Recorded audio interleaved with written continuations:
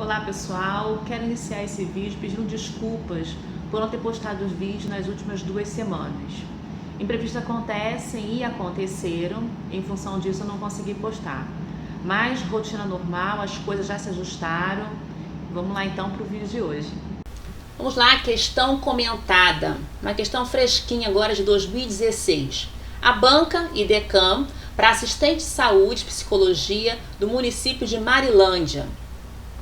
Em seus artigos 9 e 10 e em seu parágrafo único, o Código de Ética Profissional do Psicólogo trata da quebra do sigilo profissional. No artigo 10 diz: nas situações em que se configure conflito entre as exigências decorrentes do disposto no artigo 9º e as afirmações dos princípios fundamentais desse Código, excetuando os casos previstos em lei, o psicólogo, letra A, deverá decidir pela quebra do sigilo, baseando sua decisão na busca do menor prejuízo. Letra B, poderá decidir pela quebra de sigilo, baseando sua decisão na busca do menor prejuízo. Letra C, tenderá a decidir pela quebra do sigilo, baseando sua decisão na busca do menor prejuízo. E letra D, jamais irá decidir pela quebra do sigilo, baseando sua decisão na busca do menor prejuízo. Bom, a questão cobra conhecimento do nosso código de ética. É importante que todo psicólogo conheça profundamente seu código de ética profissional. Principalmente, ou também, se ele pretende prestar concurso. A gente entende que a maioria das bancas cobram conhecimento do código de ética. Então, é imprescindível que você que é concurseiro de psicologia conheça muito bem o código. Esse é o nosso terceiro código, são 25 artigos, é fácil da gente entender, fácil da gente conseguir estudar. É interessante que você tenha, se você prefere impresso como eu prefiro, marcar, registrar, fazer as suas anotações de palavras-chave que existem em cada artigo, porque isso irá ajudar. Se a gente olhar aqui e perceber com um pouquinho mais de atenção, a gente vai conseguir perceber que ele mudou aqui algumas palavras e muda um pouquinho o sentido da frase, né? Então, o psicólogo deverá decidir, poderá decidir, tenderá a decidir ou jamais irá decidir. Para comentar essa questão, eu trouxe o artigo 9º, o artigo 10, o parágrafo único e também os princípios fundamentais do Código que foram solicitados ou que foram citados aqui no enunciado da questão, ok? Então vamos lá então. Princípios fundamentais. 1. O psicólogo baseará o seu trabalho no respeito e na promoção da liberdade, da dignidade, da igualdade e da integridade do ser humano, apoiado nos valores que embasam a Declaração Universal dos Direitos Humanos. É importante que no momento do estudo você consiga grafar palavras-chave, os verbos. Então aqui eu sublinhei cada verbo e destaque as palavras que você entender que são mais importantes. Faça os seus esquemas de memorização, ok? E repita. Pela repetição a gente consegue ter um aprendimento, uma fixação muito maior e melhor do conteúdo.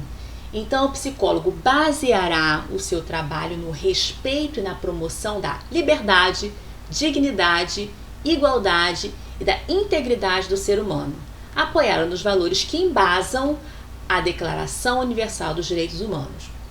2. O psicólogo trabalhará visando promover a saúde e a qualidade de vida das pessoas e das coletividades e contribuirá para a eliminação de quaisquer formas de negligência, discriminação, exploração, violência, crueldade e opressão. Luciana, se numa questão de concurso cair numa das opções tiver negligência, preconceito, exploração, violência, crueldade e opressão, provavelmente haverá uma outra opção em que esteja negligência, discriminação, exploração, violência, crueldade e opressão. Nesse caso você tem que assinalar de acordo com o que está no código, tá? Literalmente. Então vamos voltar. O psicólogo trabalhará visando promover.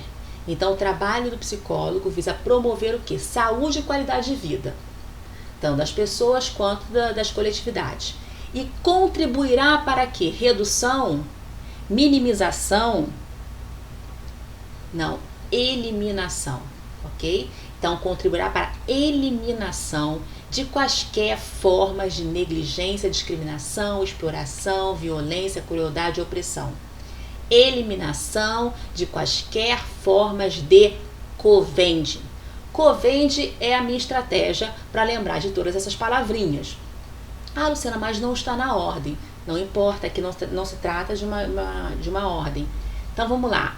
O psicólogo trabalhará visando promover a saúde e a qualidade de vida das pessoas e das coletividades e contribuirá para a redução, não, para a eliminação de quaisquer formas de covende. O que é covende? Crueldade, opressão, violência, exploração, negligência e discriminação, ok? Se você gravar o covende, e também eliminação, né, que seria eliminação e não redução ou minimização da violência, da negligência, discriminação, provavelmente você vai acertar essa questão.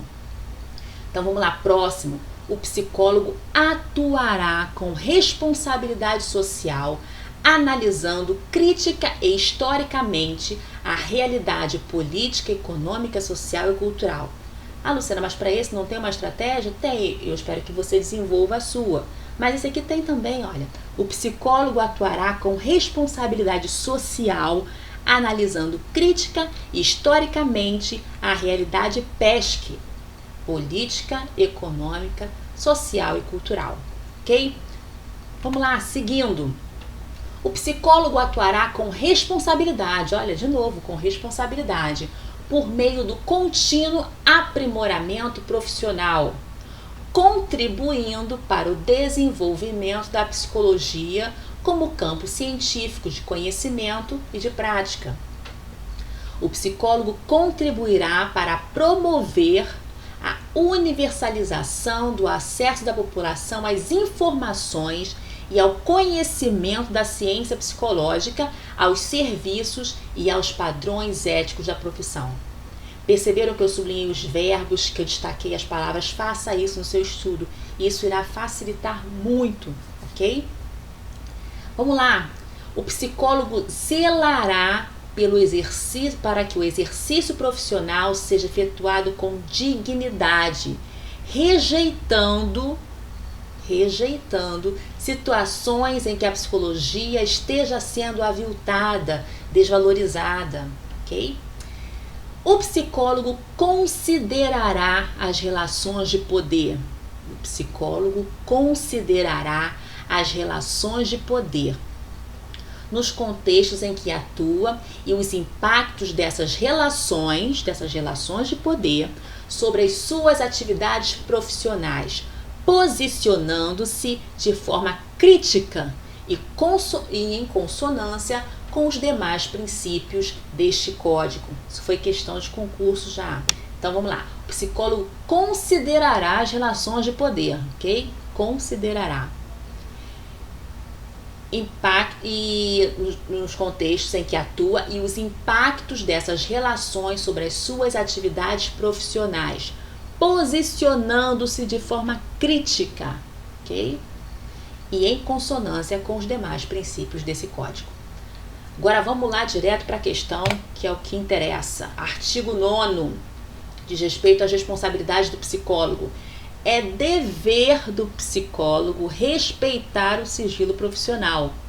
É dever do psicólogo respeitar o sigilo profissional, a fim de proteger, por meio da confidencialidade, a intimidade das pessoas, grupos ou organizações a que tem acesso no exercício profissional. Sublinha ali dever, que é importante. É dever do psicólogo, não é facultativo, ok? É dever do psicólogo respeitar o sigilo profissional, a fim de proteger. Qual a finalidade do sigilo profissional? Proteger quem? O que? A intimidade das pessoas, grupos ou organizações. ok? Então é dever do psicólogo respeitar o sigilo profissional a fim de proteger, por meio da confidencialidade, a intimidade das pessoas, grupos ou organizações a que tem acesso no seu exercício profissional. Artigo 10. Nas situações em que se configure conflito entre as exigências decorrentes do disposto no artigo 9 e as afirmações dos princípios fundamentais desse código, ou seja, quando ao respeito ao sigilo profissional esteja em conflito com algum princípio fundamental de violência, se você, por exemplo, tá no seu trabalho visando eliminar a violência, ou seja, a contribuição do seu trabalho será para a eliminação da violência. No entanto, será preciso quebrar o sigilo profissional, né?